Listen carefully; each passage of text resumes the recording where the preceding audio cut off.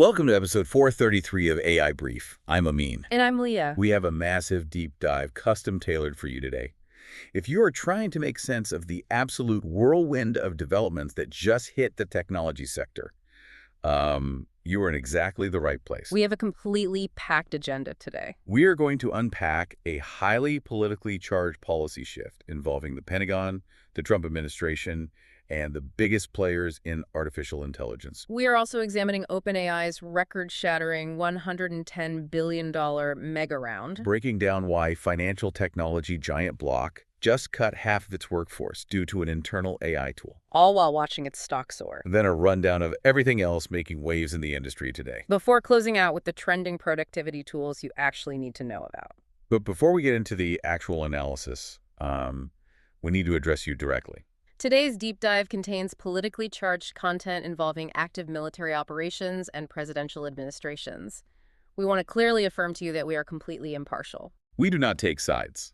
Not left-wing, not right-wing. We do not endorse any of the political viewpoints or military actions mentioned. Our mission today is simply to report the factual events as they unfolded, providing you with an objective analysis of the market. Just the facts and the market dynamics. So let's jump straight into today's new updates, starting with a sequence of events that has left the entire technology sector experiencing severe whiplash. The timeline here is fascinating. The shifts are happening in a matter of days. Early last week, the Pentagon made a highly publicized statement. They officially called Anthropic's Claude model best in class for military intelligence. And this wasn't theoretical. The military is currently utilizing Claude in weekend strikes on Iran. Which makes what happened on Friday so jarring. The Trump administration abruptly moved to boot Anthropic out of these contracts. They officially labeled the company a supply chain risk. They essentially put Anthropic on par with Chinese tech giants in terms of federal procurement. A complete inversion of the Pentagon's stance just days prior. And almost simultaneously, OpenAI swooped in and signed its own sweeping government deal. Capitalizing on that exact moment of turbulence. The immediate fallout for everyday users has been chaotic. Over the weekend, we saw consumers angrily switching services in response to these sudden political realignments. People are choosing their consumer subscriptions based on federal contract disputes. It has to be incredibly disruptive for the military to swap out its intelligence infrastructure while actively engaged in weekend strikes. Highly disruptive. What we are observing is a stark, real-time reallocation of federal technology infrastructure. By decoupling from a system they just designated as best in class? It is a standard government contract dispute that has rapidly escalated into the largest policy issue this industry has ever faced. The playbook for how these companies engage with federal agencies has been completely rewritten. The financial stakes of these realignments lead us directly into our next major update. OpenAI just closed a mega round of funding that defies traditional economic gravity. They raised $110 billion. Placing their total valuation at an astonishing $730 billion. That number is unprecedented for a private company. To put that growth trajectory into perspective, their valuation was sitting at $500 billion just this past October. And their previous record raise, which happened last March, was $40 billion. They nearly tripled their own record in under a year. Raising $110 billion is basically unheard of outside of sovereign wealth funds. The capitalization table tells a fascinating strategic story. Amazon led the round with a massive $50 billion investment. They were joined by NVIDIA and SoftBank, who each contributed $30 billion. What immediately jumps out to me is who is missing from that list. Microsoft. Microsoft has been OpenAI's biggest backer and primary infrastructure partner for years. Yet they notably sat this entire round out. Both OpenAI and Microsoft released a joint statement insisting their partnership remains strong and central. However, the capital flow suggests a definite infrastructure pivot away from the Microsoft-only era. Amazon's $50 billion investment is a deeply integrated strategic alliance. The deal includes a $100 billion AWS expansion. Specifically tailored to host OpenAI's models. And it mandates the adoption of Amazon's proprietary Trainium chips for their compute needs. If you are an enterprise customer building on OpenAI, the underlying hardware powering your applications is fundamentally shifting. The scale of the company itself is shifting too. The usage metrics OpenAI revealed are staggering. ChatGPT has now reached 900 million weekly users. Furthermore, they crossed 50 million paying subscribers, On the developer side, weekly usage of Codex has tripled since January. hitting 1.6 million users. Supporting nearly a billion weekly users demands a scale of compute that only a fraction of organizations on Earth can physically facilitate. We really need to break down the so what of this mega round. The underlying dynamic of the current technology boom. The phenomena of circular investments. Break that concept down for the listener. How does a circular investment actually function at this scale? OpenAI raises more capital in a single round than the total market capitalization of most legacy tech companies.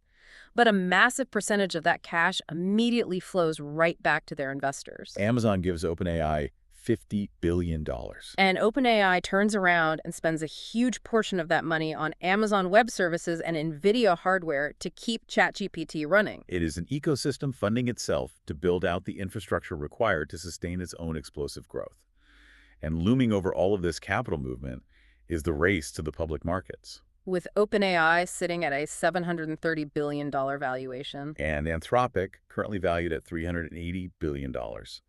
The pressure to execute an initial public offering is intensifying dramatically. Wall Street is eager to invest in pure AI companies. Whoever goes public first is going to vacuum up all the big institutional investor money before the other even gets to the starting line. The company that successfully navigates the IPO process first secures a massive long-term advantage in liquidity. They will have the public market capital to outspend their rivals on the very compute infrastructure we were just discussing. That insatiable appetite from Wall Street brings us to a development that sent absolute shockwaves through the corporate world on Thursday. Block, the financial technology company, cut roughly 4,000 employees. Approximately half of their entire workforce. Massive corporate reductions of this scale are usually desperate indicators of financial distress. They happen when a company is bleeding cash or facing a severe market contraction. What makes this entirely unprecedented is the financial context.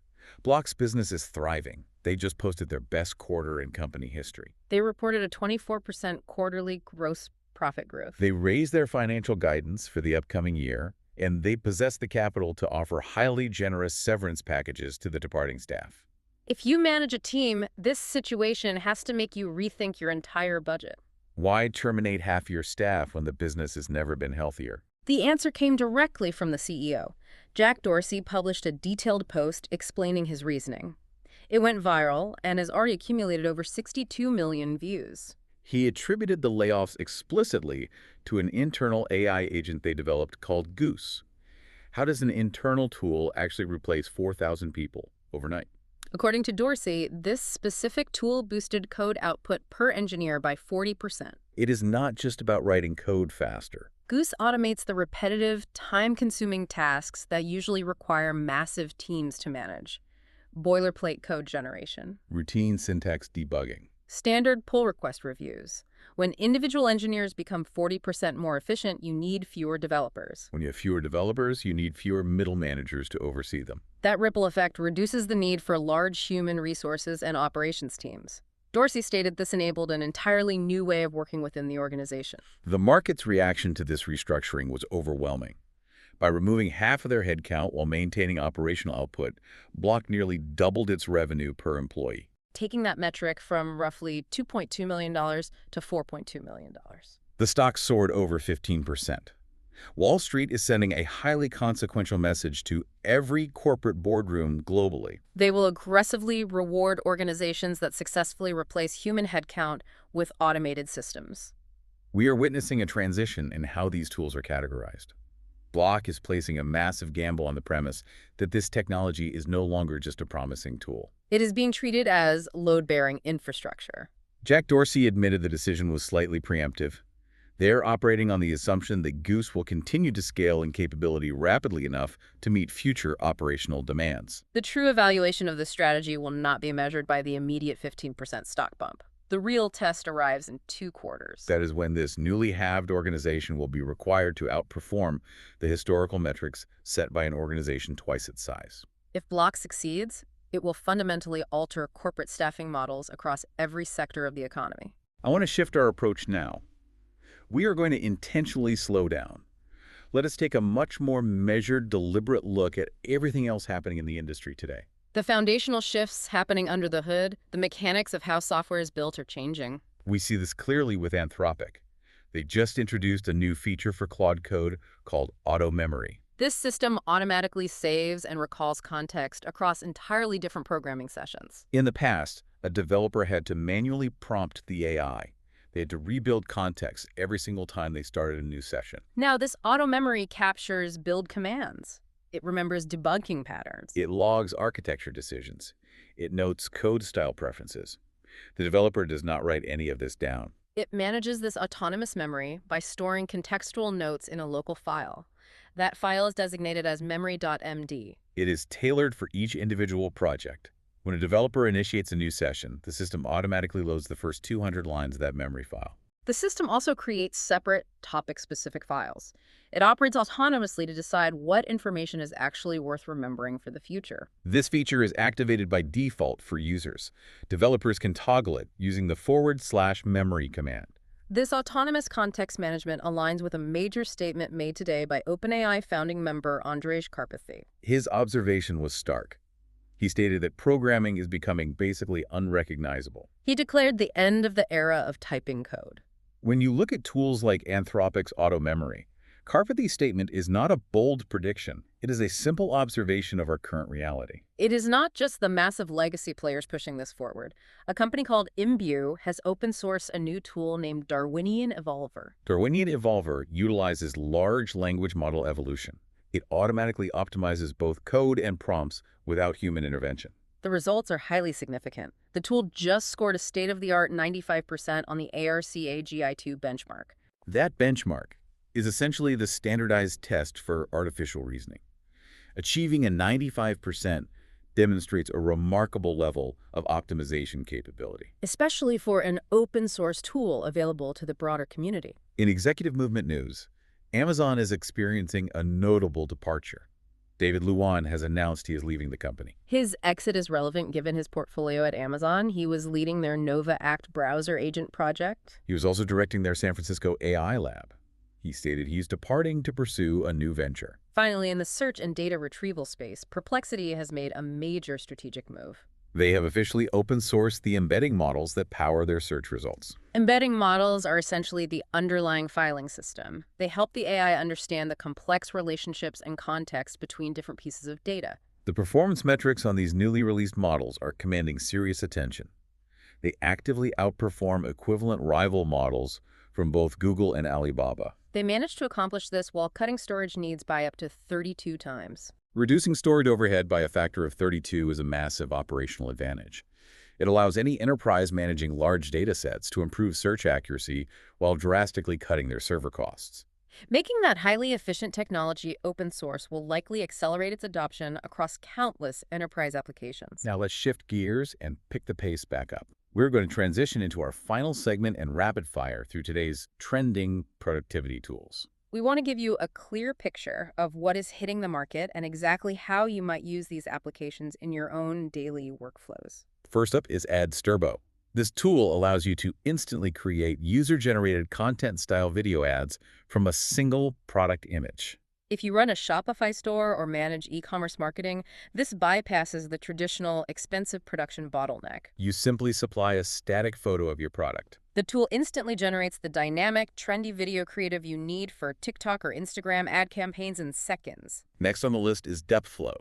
This platform instantly transforms static two-dimensional images into dynamic, volumetric, three-dimensional motion videos. The core utility here is visual engagement. If you are a digital designer building a landing page, you can take flat assets and give them spatial depth and sweeping camera movement. It makes a standard website feel incredibly premium and interactive without requiring a massive rendering budget. Then we have Fluence. These are intelligent virtual agents engineered specifically for human-grade voice interactions at a massive enterprise scale. Think about those massive airline or banking customer service centers. If your flight gets canceled, you usually get stuck in a frustrating robotic phone tree. Fluence aims to replace that entirely. They deploy voice agents that handle nuanced, complex, verbal conversations with thousands of angry customers simultaneously, resolving complex rebooking issues without ever degrading the quality of the interaction. Moving over to video creation, there is Prism. This tool generates, organizes, and edits short-form videos by utilizing multiple different powerful models working in tandem. If you are a content creator managing multiple social channels, Prism acts as your entire production team. It handles the initial generation of the visual assets, organizes your clips on a timeline, and executes the final snappy edit. It brings professional-grade multi-model production tools into a single intuitive interface. We also have Hermes Agent hitting the trend list today. This is an agent featuring built-in memory and cross-platform messaging capabilities. This functions as a persistent digital assistant that actually follows you around. Yeah. Because it has built-in memory, it retains context across different apps. You can ask it to draft an outline while you are on WhatsApp on your phone. And it will remember that exact context when you continue refining the task on Slack from your desktop hours later. Up next is Flow. This is Google's AI filmmaking tool. Which they have recently revamped entirely into a new, comprehensive, unified workspace. Google is positioning Flow to be the centralized hub for digital video generation. Previously, creators had jumped between different experimental interfaces and tools to generate audio, video, and text. By unifying the workspace, Google is streamlining the process, allowing a single user to achieve a final cinematic output from one dashboard. And finally, rounding out our trending tools is Perplexity Computer. This is a multi-model agent system specifically designed to execute long-running tasks. This is a major leap away from a simple prompt and response chatbots. Perplexity Computer is built to be given a complex, multi-step objective, like researching a competitor's pricing strategy, compiling the data, and formatting a report. You give it the command and then you leave it alone. It autonomously navigates the steps required to complete that task over an extended period of time, operating in the background while you focus on other work. The pace of these releases is truly breathtaking. As we wrap up this deep dive, there is a fundamental concept that emerges from all of these separate updates. Think about Block effectively doubling its revenue per employee by drastically reducing human headcount through their Goose agent. And think about systems like Perplexity Computer managing long-running complex tasks entirely autonomously in the background. It leaves us with a critical, lingering question for you to explore on your own. What does the core definition of a company actually look like in a world where the vast majority of the workforce isn't human? It challenges the very foundation of how we measure organizational scale, how we value a business, and how we structure our daily operations. If you found today's deep dive valuable, please make sure to follow the show on your favorite platform. Share this with a friend or colleague who loves staying ahead of the tech curve and needs to know exactly where the industry is heading next. Thank you for joining us today. See you in the next episode.